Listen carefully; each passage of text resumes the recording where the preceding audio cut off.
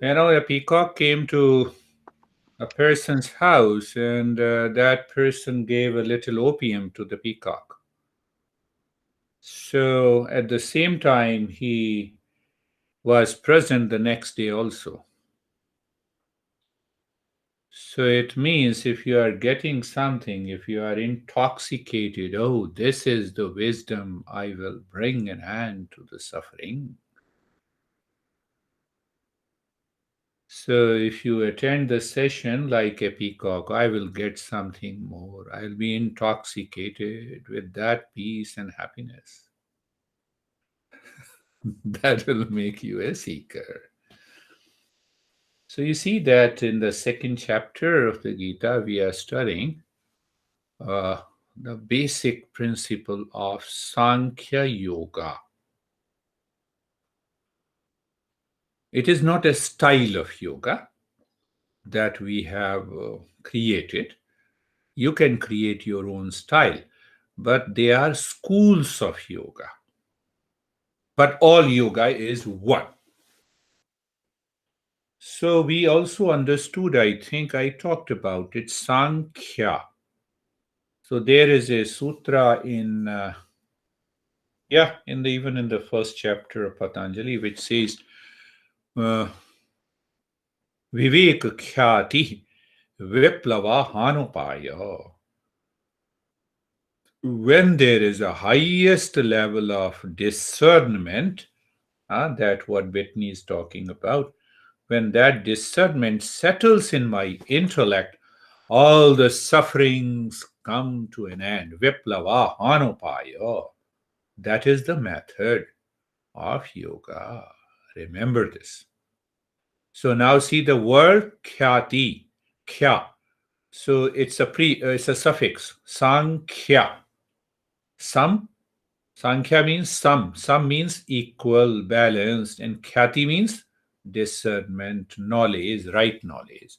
So when we live into that right knowledge, uh, that is what the process of Sankhya Yoga.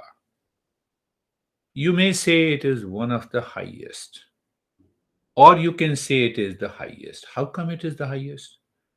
That I can discern in my intellect here and now,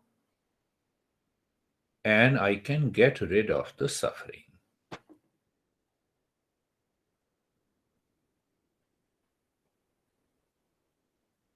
Yoga makes a big claim.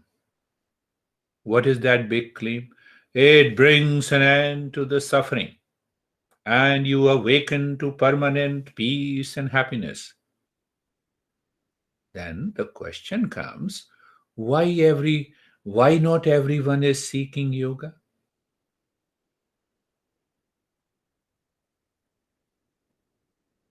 Why not everyone? Everyone should seek yoga, should practice yoga. So there comes, I refer that, there comes majority of the people say, I know what is to be done, how it is to be done, but I'm not inclined to do it. I don't feel like doing it. So when you don't feel like doing it, you cannot practice yoga.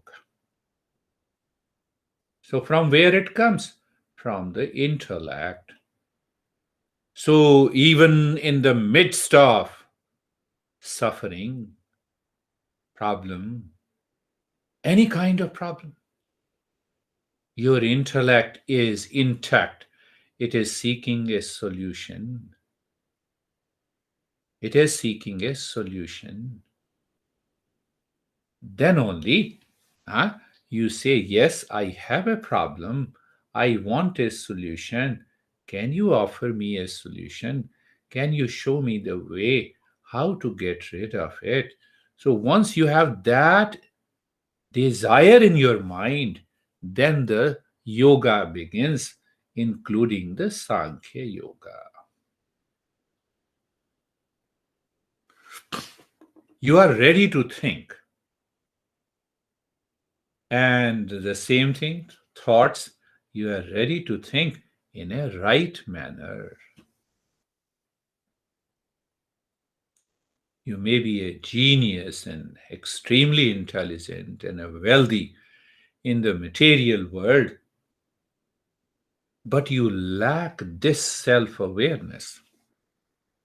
So, those people who lack this awareness, they cannot practice yoga. They are not inclined to yoga. Do you understand? It is the state of your awareness.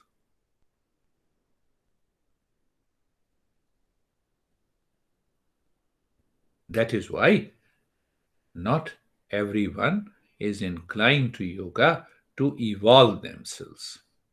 But now we are a seeker, we are listening, we are learning. So the master says, uh, from 16th, verse number 16 to 25, 8 or 9 verses, where we understand what exactly is Sankhya Yoga. But one thing to understand, if you understand clearly the second chapter, the rest 16 chapters are extension. What is expansion? You have some doubts. Those doubts are removed in different chapters.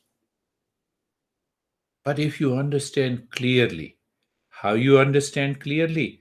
Shravanam, listening and learning. Listening from the teacher, Shravanam, that is very important. Second is contemplation and reflection. Just after 1 hour, you don't throw that your notebook away and it goes away from your life. You should contemplate and reflect. It is about your life. The more you know yourself, you can know others easily. That is the principle. The more I know myself, my mind, my personality, uh, greater the understanding I have for others, and then I will appreciate. So, when we use the term Sankhya Yoga, a couple of things should be known. There is a master by the name Kapila, who founded, who discovered this system, this school of yoga known as Sankhya Yoga. Sankhya Sutra, the way Yoga Sutra is there, so there is a Sankhya Sutra is written. So you see the commonality in the teachings of the great masters. Even the Buddha, who lived in 500 BC, means 2500 years ago from now, and the Kapila lived more than 3000 years, 4000 years from now. Buddha said, Kapila know what mindfulness is. So you see the entire tradition. That is what the traditional wisdom is. Second part, to understand the Patanjali Yoga Sutra has also included many principles of Sankhya Yoga. Sankhya Yoga. All are parts of the Eastern wisdom. So there is no question of how do you pronounce pleasurism or plagiarism? So there is no, yes, plagiarism. Plagiarism. Plagiarism. So there is no plagiarism. Many of the verses in Plagiarism. the Like jury. plagiarism. Like jury. Jer. Plagiarism. Plagiarism. So that is not the case in our tradition. Because these principles are not discovered by a single author. There is no author, it is revealed knowledge, so I can take a reference. So understood that. You see that there are six organs of Indian philosophy. Sankhya Can I just and 1 second, Girish? Recently in America, there have been a couple cases where some of the American yogis who have created their own system, Wrong. get them copyrighted, and they were denied. Yeah, they have to be denied. Uh, so you see, Right, yeah, that's a very good information. Yeah. right knowledge. Bikram tried to get his system copyrighted, and he was. Yeah. Yeah. You're right. Yeah.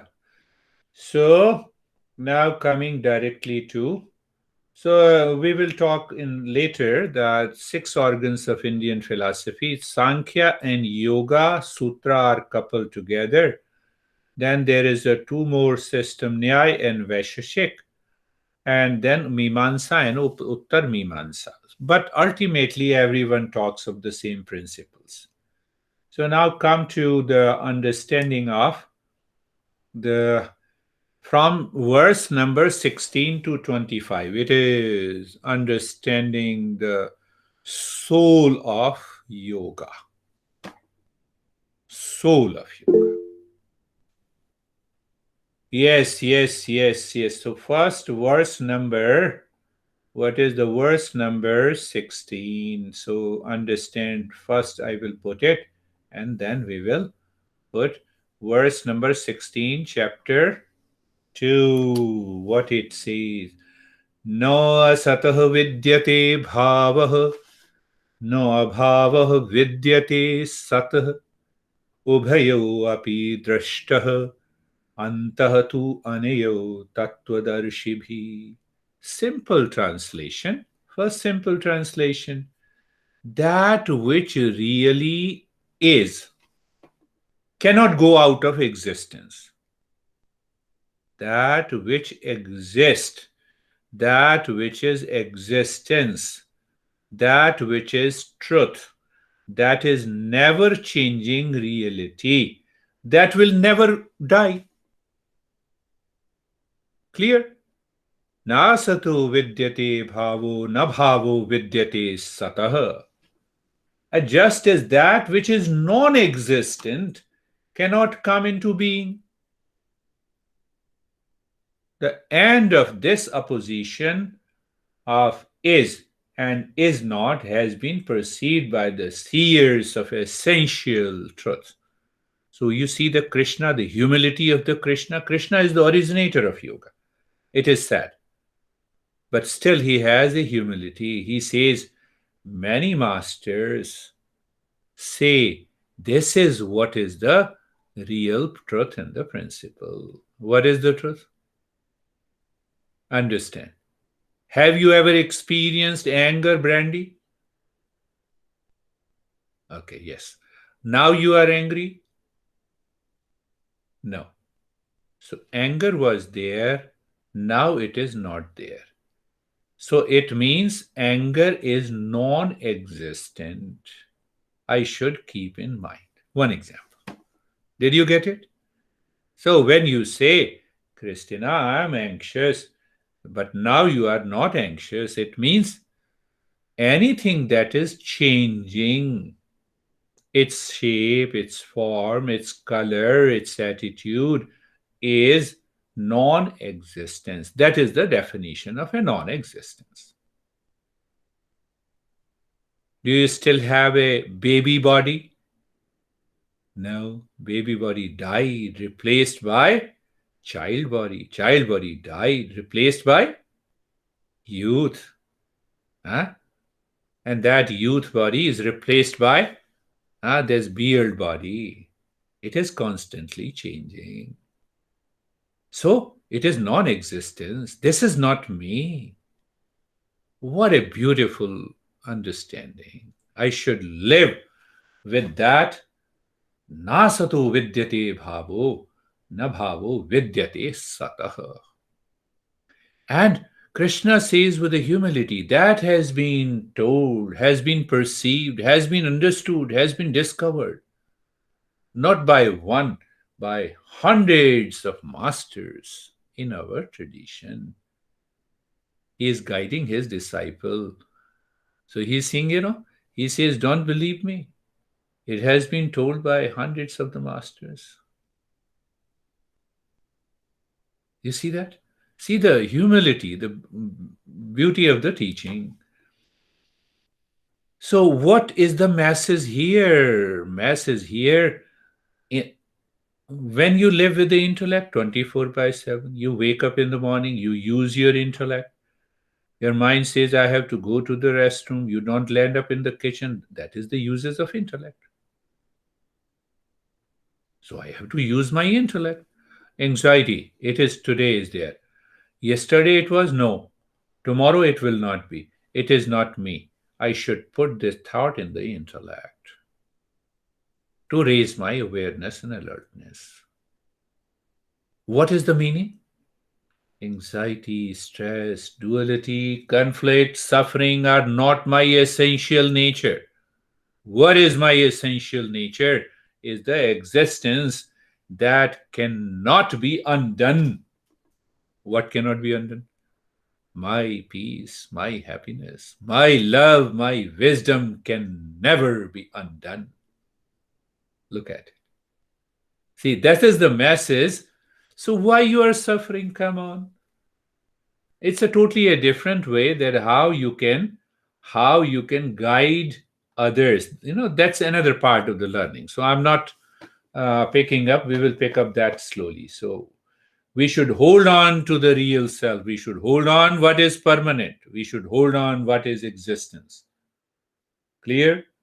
So first thing, the first principle of the Sankhya Yoga, and that is applicable to all the other systems. So now let us pick up the verse number uh, 60. It's not 17. What is the sixth verse number 17? So keep your intellect and maintain your awareness. That first verse, and now the second verse in this. That is the 17th verse. What is the 17th verse says? Know that to be imperishable, by which all this is extended. Who can slay the immortal spirit? So here, spirit, you can say the real self. So it means that real self is unchanging identity. I have been talking, it is full of permanent peace and happiness that cannot be undone. We have an experience. How we have an experience? One experience I told you, the child body has died, replaced by youth body. Youth body has died, replaced by the old body. The body is constantly changing. Body is not me. It means there is something inside which is ever present. It was present when I was baby. It was present when I was child. It is present. It was present when I was adult, and many people are young. So it is still present when I am young. So it means that is imperishable. Imperishable. So we have to understand this verse from the, I would say, from the Upanishad.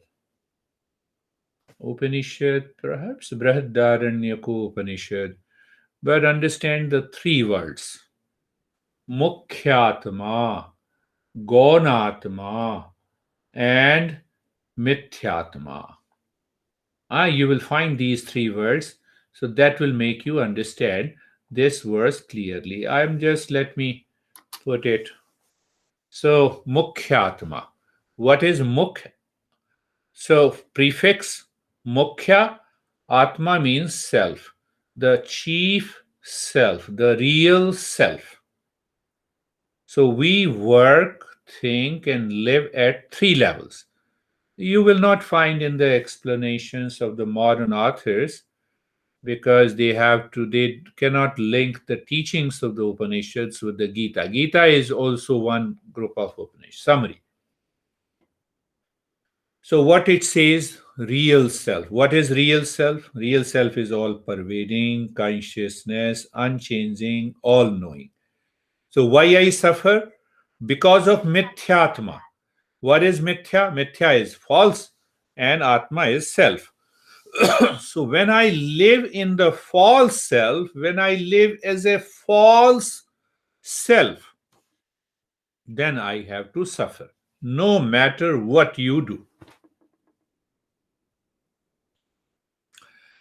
So, what is how we understand the Mithyatma? For all practical purposes, I claim I am the body and the body is me. So, I have a strong identification with the body. Patanjali says that is the fifth klesha, abhinivesha. How this strong identification results into attachment and detachment. Attachment and detachment causes egoism, and ego, when we live in that ego, it is avidya, ignorance, and then I have to live in suffering. There is no option, there is no choice as long as I claim, I consider I am the body. Third is gonatma. So, what happens when I am the body? I am the body. Then you are Brandy, you have a different body. I am different from you. Then I give a label. Huh? What label? Brother, sister, honey, wife, husband, my car, etc., etc. So when I start living in these labels, after all, I am your wife. How dare you talk to another beautiful girl? Because she is beautiful. That's why I'm talking. so, so, so. But the husband, they are not answered that way. Kate says, no, don't say this. Don't teach wrong thing. You see that? So then the wife says, I will also talk to handsome people. And then the problem comes. So you see, you understand the three levels. We live at the three levels. As long as you live at the last two levels, the false self and the secondary self, you are bound to suffer. You are bound to suffer. What exactly is the problem? The problem is the delusion in the intellect. Remove that delusion. Depression is gone. You are happy. I'm living with my real self. Simple. Do you need to practice anything? No. But what practice you need to do? Discernment and dispassion. Ask Lara to listen to this so that she will understand what is dispassion. She will stick to passion and dispassion. So you see that? Mukhyatma. Huh? So the real self, false self, and the secondary self. Secondary self is caused by the false self. How? I see the water in the mirage and I start running after the water in the mirage. That is the secondary self. You see that you drop that delusion of being the secondary self and the false self. And now your honey is saying how crazy you are. So, what will you say? Thank you very much. I'm more crazy than you think. You see, your attitude changes. Your attitude changes. And it is not the end. Then you say, okay, honey, can you sit with a cup of tea and coffee? Let us talk and understand what caused the problem. We will understand it, and I will follow you the way you say. I'm still in the wisdom, in the Sankhya Buddhi, in the Sankhya intellect. You see?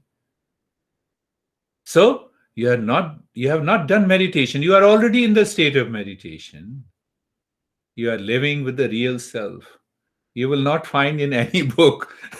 That is why you are learning and listening from me, John. This is experiential learning. So now see, we have picked up 16th, 17th. Now pick up the 18th verse. What is the 18th verse? 18th verse is 18th verse is also very interesting, and it gives deeper insight. So what insight it gives, let me put it, and then you will have. So now the master, after teaching these two verses, did you understand? So my disciple seeker says yes. Then he comes to the 18th verse. What is the 18th verse?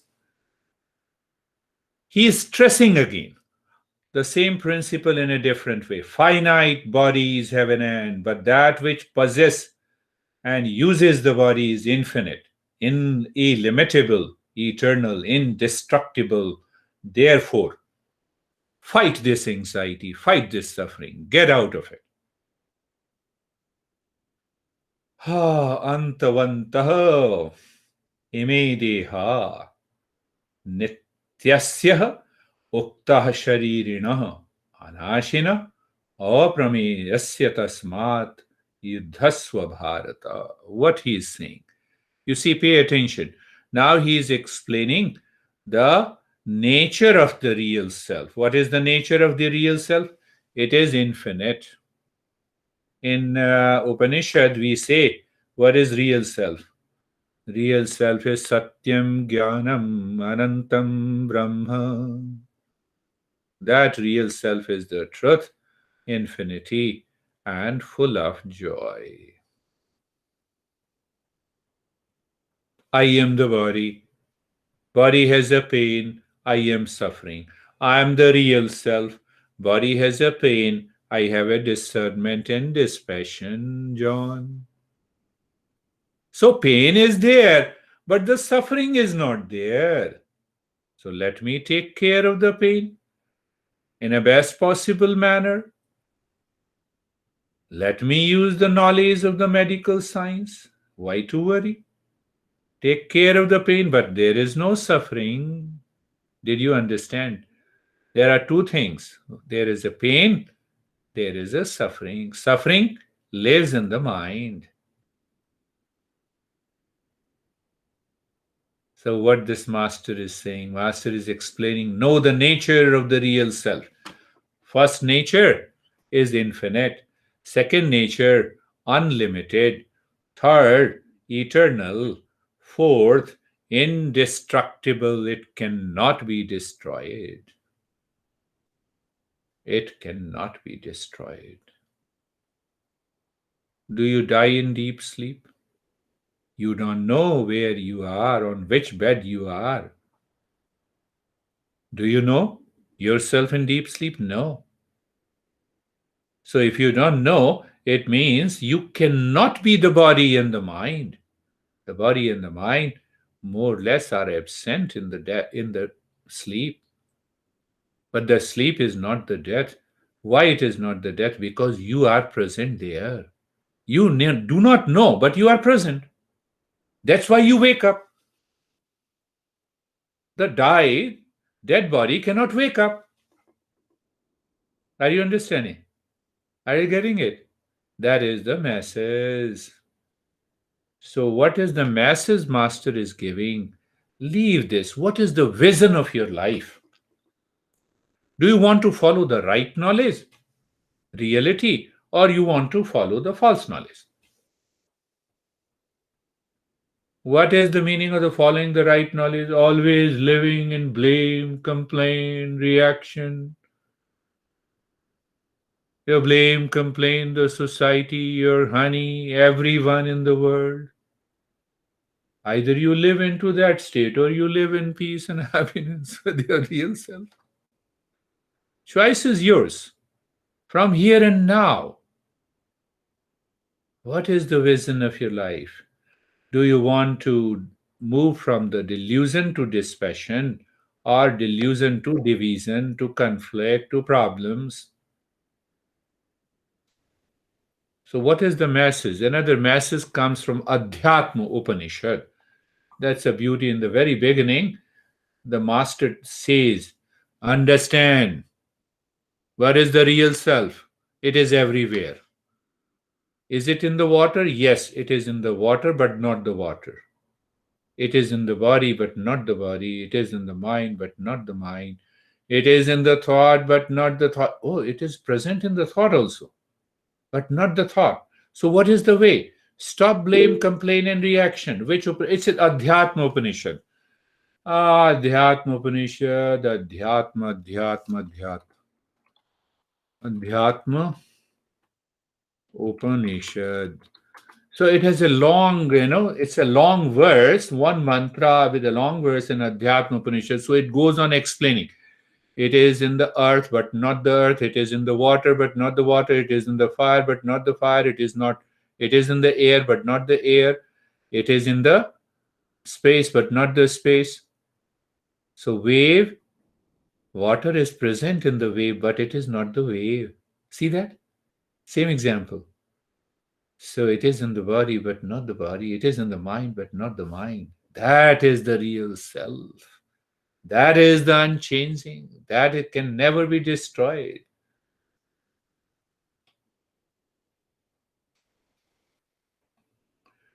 You see that when you guide these principles to a person who is suffering from stress and suffering, that baffles their mind. What do you want? I'm not suffering from anxiety. They have a negative ego. Negative ego says, how dare you say that I'm not suffering from stress? See the negative ego? See? So here the master is baffling the mind of his seeker. Come on, you crazy guy. You are real self. Don't worry about the false self. Don't worry about the secondary self.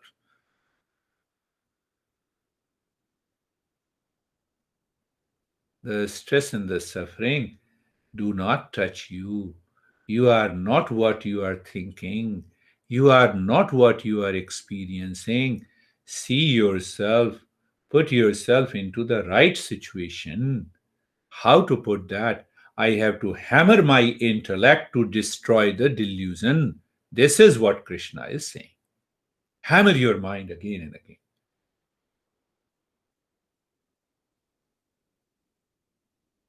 In my early days, living with the Master, I used to experience the same crazy stuff, stress, suffering. And the moment though they enter into my minds, I used to visualize my Master. I said, it belongs to you. Anxiety has come, belongs to you. My mind used to blame the others. I said, now that blame belongs to you, and the guy also belongs to you. I used to hammer my mind again and again, again and again. And oh, I got it. I realize it is the mind that makes you crazy. Why?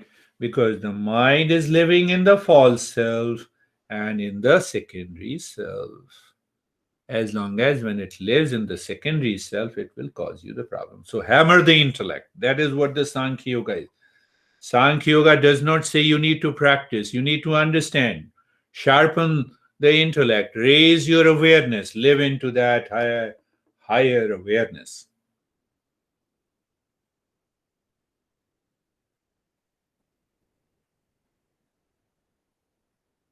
There are only two things in the entire galaxy world. What are those two things? I am and I am not. What I am not is? I am not is matter. You can understand in a different way. There is a matter and there is a consciousness. There is an objective world and there is a subjective world. There is I am and there is I am not. What I am not can never cause me any problem in the suffering in the world.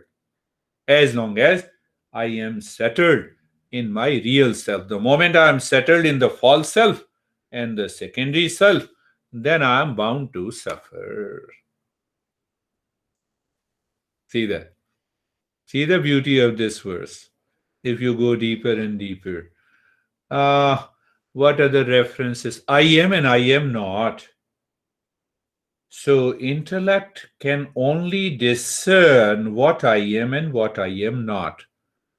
So, if you do not discern in the intellect and you are doing meditation, so what I am not will come to your mind and you will never succeed in meditation. See, John, that is the beauty of the Sankhya Yoga. So, that is why we studied today in the earlier session practice with dispassion. See that. If dispassion is absent in any meditation, you are doing it for 10 years, you are the same guy. You do not change. Same, principles are same, explained differently. Once we have a clarity of this, you see the life will change. So I am and I am not. What I am not, this the entire world outside of people, of objects, of the things, including I am not the body, I am not the mind, I am not the intellect. I told you before. What is that? Mano buddhir ahankara chittani naham na cha shrotra jivhai na cha ghrana netre na cha vyoma bhumir na tejo na vayu chidananda rupa shivoham shivoham. So you recite with the meaning I am none of these five elements. I am not the body. I am not the mind. I am not the emotions. I am not the intellect. I am not the ego. Then who am I? I am the second thing. I am the real self. You have to discern in the intellect. So when you discern in the intellect, problems are gone.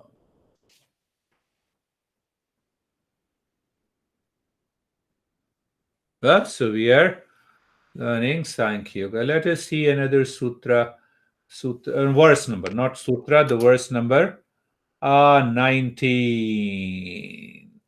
So he is still explaining what exactly is the self, the nature of the self, the characteristics of the self, and at the same time he is pointing out, don't be crazy. Yah eram veti hantaram yah chaina manyate hatam ubhau to na vijanita na ayam hanti na hanyate. He who regards this real self as a killer and who thinks it is killed, both of them fail to perceive the truth. It neither is the killer, not it can be killed. Nobody can kill my real self. You say me that I am crazy. So your certification to me of being crazy is not valid because I am real self. That craziness does not apply to the real self. It applies to the false self. I have created a sense of individuality. That ego is working behind, and that ego says, how dare you say I am crazy? Are you understanding?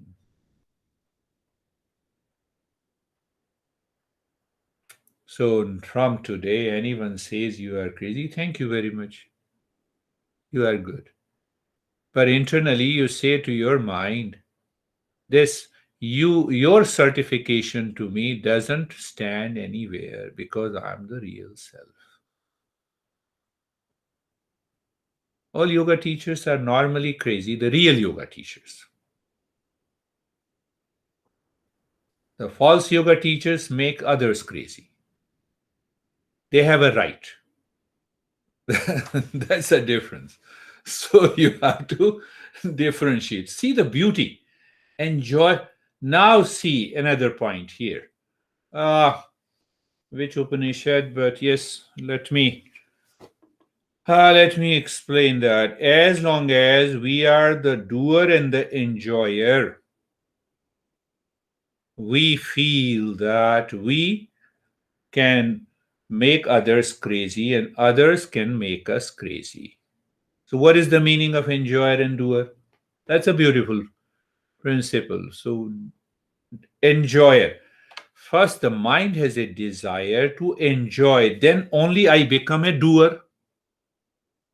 I want to enjoy pasta, so I have to be a doer. Either I go to the kitchen and cook that pasta to eat it, to enjoy, right? Enjoyer and the doer. They work deeper inside. When I live with my false self and live with my secondary self. Clear? Understood that enjoyer and doer. So, enjoyer of what? Enjoyer of a thing outside. Why I feel that I enjoy? Because I'm seeking happiness there. Bring the same principle. So, okay, I see I'm seeking happiness in eating pasta. That is why I become the doer. But happiness is not there. There is no need to become the enjoyer and the doer to seek happiness outside, but let me perform my role very well, whatever, wherever I am. I am wife to someone. Let me perform my role of being a wife without an ego. The life will become better. Example. Let me perform my role as a teacher. At the moment you or everyone comes, oh, I start gossiping. Why should I waste even a single minute of yours? You have saved your time to be here, so I should not do anything. You see that, have you seen a lot of other teachers? I have attended many sessions in the yoga studio. 3 hours workshop. So half an hour goes away in tea, in registration, in accepting the payment. I know this. I'm not saying good or bad. Just think of it. Think of it. 3 hours means 3 hours, excluding registration, money, etc., etc., etc. Are you understanding that?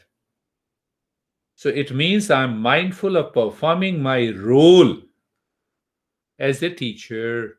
So you should also be mindful in performing your role as a student. "Oh, I'm feeling sleepy." That will not work. So both way. But you need not to worry what others are doing. You do your duty. You will not get any reward. Be happy. But you will not, if you will be punished if you do not perform your role very well. See how it happens? Even for 5 minutes, I start talking of other things except for which we are gathered. You will say, he talks too much about other stuff. Even 5 minutes. So I will be punished. Don't do that. Ever remain vigilant. Play your role wherever you are and enjoy. Play your role with the mindfulness, with your talent, with your capacity, with your wisdom. So, playing your role is performing your task.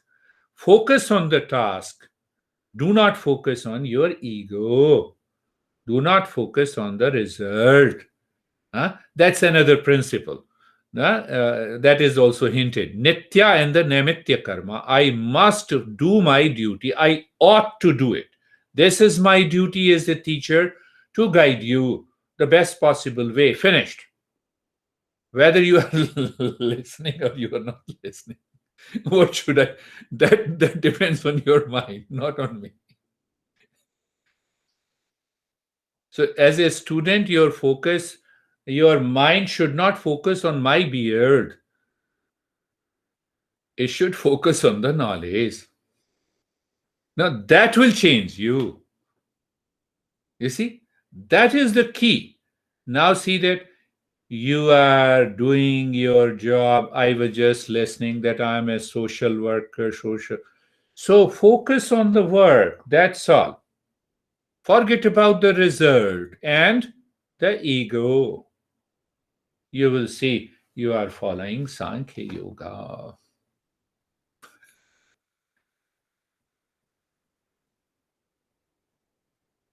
Until to now, is Krishna saying that you have to do a long practice to become free from the stress? No. Understanding in the intellect, understanding, get that right knowledge, live into that right knowledge all the time.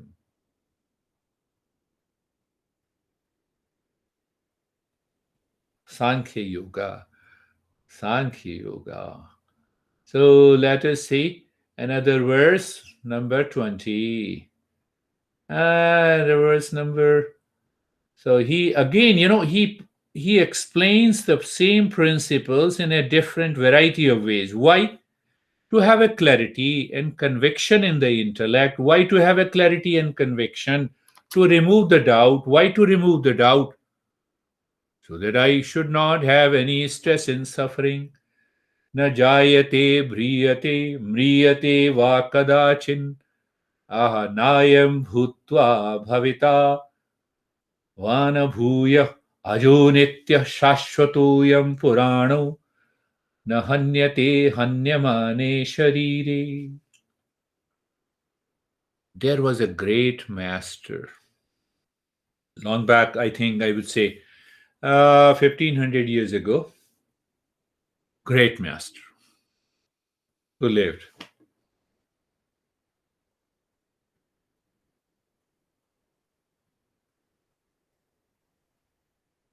So the king of that place where this master lived was very envy, have a hatred against that master. What a kind, everyone is going there and everyone is respecting this. So knowledge is always respected in India for the last 10,000 years. You belong to, irrespective of your color, your shape, your size, your gender. You see that Kabir was a weaver and he was born in a poor family. He is known as the Rumi of India. He is placed equal to the Buddha. Come to the main point. So the king called this master and he said, I will kill you. So he said, nobody can ever kill me. Why? Because I'm not the body.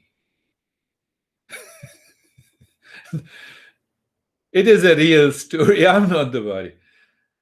So then he said, the way you will see that you are decapitating my head, I will also see that this head is being decapitated. Can you see the fearless statement from the master? And the king got scared and he left. But I should have a conviction. I should live into that awareness that I am not the body. When my child body has died, replaced by youth body is replaced by the now this present body. So it means I can never be the body. So this is what the master is saying in a different sense, that real self is not born, nor it die, nor is a thing comes into being once and passing away will never come into being again. It is unborn. Now it is giving the characteristic. It is unborn, ancient, eternal. It cannot be slain with the slaying of the body. It cannot be. I cannot die by the death of the body. Means that real self, that pure consciousness never dies. Can you destroy the space? If you destroy the building, demolish the skyscraper, the space remains the same. Build it again. Build it again. The space remains the same. So, what he is pointing out, the master is pointing out, look at this beautiful real self. It cannot be done. It means that self is a beginningless and endless entity in. That is what I am. Can I live into that state? It's only a matter of discernment and It is a matter of it is a matter of awareness only. I realize that what I am is deathless, bornless. न मे मृत्यु शंका न मे jati bheda. Another verse in this, what I spoke before, there are nine, Nirvana Shatakam. There are seven verses or eight verses. न मे मृत्यु शंका न मे jati bheda. न मे मृत्यु शंका न मे जाति भेद न मे माता न जन्म पिता नैव मे नेव माता न जन्म न बंधुर्न मित्रं गुरुर्नैव शिष्य चिदानंद रूप शिवोहम शिवोहम. I do not have a fear of death, nor do I have death at all. I have no separation from my true self. That is the ultimate of yoga. No separation. Why? There is no ignorance. I realize that secondary self and the false self is just, they appear in ignorance. No doubt about my existence, nor I have discrimination on the basis of the birth. Now see that if I am not born and I will not die, then who is my father? And who is my brother? We have a lot of problem. I have a stepfather and I have a stepmother. Etc., etc. We already know that in our society we have a lot of challenges like this. Now you put into the mind this kind of a wisdom, what will happen to them? So what he is saying, no doubt, uh, I read almost couple of years ago that this body is not the product of only parents, but this body is the product of more than 50 parents. What? What? Are you kidding? No, I'm telling you the truth. Science says this through their inference, what we have studied today. That this body, no doubt, it comes directly, evidently, from the couple who are known as parents. But my parents survived on more than 50 different people. Say, I die today.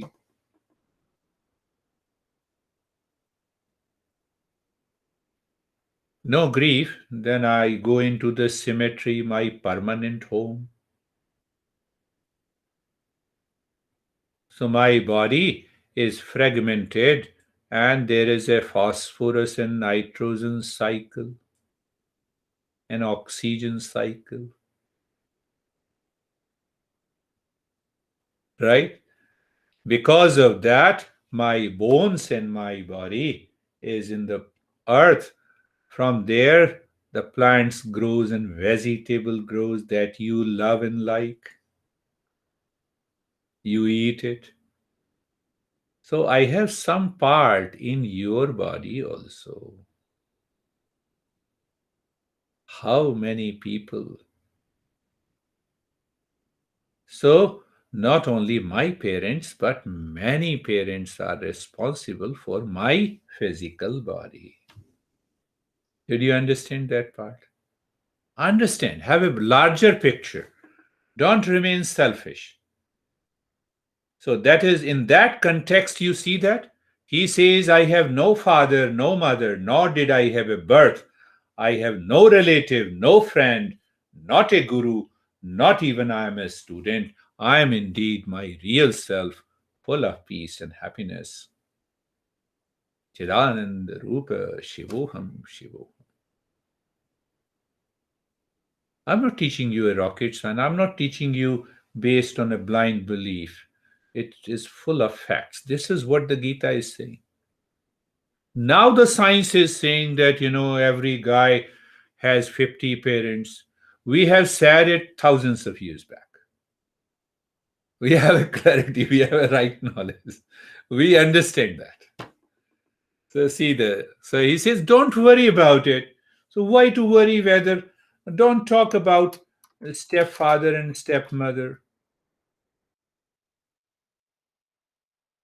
Out of the 50 parents I just explained, can you say them which one is step one and which one is the real one?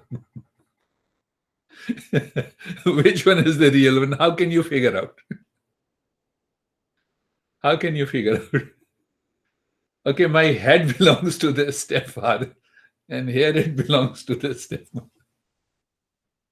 Isn't it is a big joke? It is already a thought process. Can I change that? Can I live into that state of discernment? See, the happiness comes.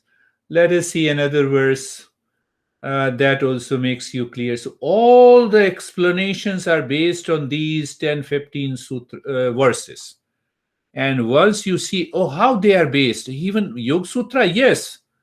Once you understand, by even listening, the life change, what he says. He who knows it as immortal, eternal, imperishable spiritual existence, how can that man slay or cause to be slain? How that man can be the killer or can suffer from the stress? Meaning, real meaning is that how can I suffer when I understand the reality, when I have the right knowledge? Ved avinashinam nityam yah enam ajam avyayam katham sahapurusha partha kam ghatiyati hantikam. So basic fundamental meaning is there. Here, killer and killed. Meaning is that how I suffer. Where comes the suffering? So what is that meaning? Now see you understand the meaning of these words. Immortal, eternal, Veda, Vinashitam, Nityam, imperishable, the self, real self as the existence.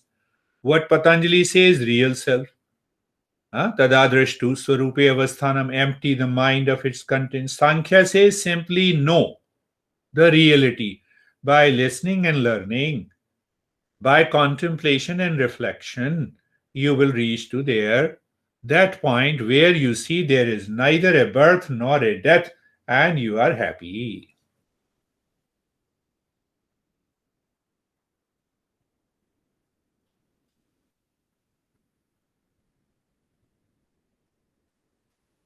Hmm, yes, let me, if you have any question, let me know. I have a question, Girish. It's Brandy. Yeah. Did you say at the beginning that contemporary commentators don't cross-reference the Gita with the Upanishads? Why? Sure, especially the modern art, because they don't know. Oh, They have not studied. So simple. They have not studied. So when you don't study, you simply study for the sake of teaching, then you cannot reference, you cannot cross reference. Then you do not know the entire Eastern wisdom. You have to read and study first for yourself. That is the second reason. If I study for myself, oh, I did not understand what the Gita says, so let me find out other text where it is written. Oh, I did not understand. Let me find the other. Let me go to the authentic commentary. And then I find in authentic commentary the fundamentals, the cross references. Oh, this is what it is. You know what the FBI does. Who is Brandy? I have only one small information where she lives. Okay, let me ask neighbors. Let me ask acquaintances of Brandy. So I have cross references, so I have a clarity and conviction.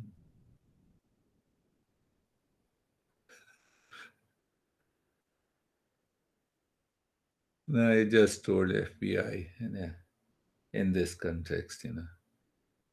The FBI does all the cross referencing, yeah. Huh? So we should sharpen our intellect. to work as an FBI until we have a clarity. Hmm? Then we can say, is brandy is culpable? So that brandy which we know, which we claim is the false self and the secondary self, drop it. You are already there. When you drop both of them, real self cannot be undone. See that? Real self cannot be undone. Finished. So once I reach there, I'm happy.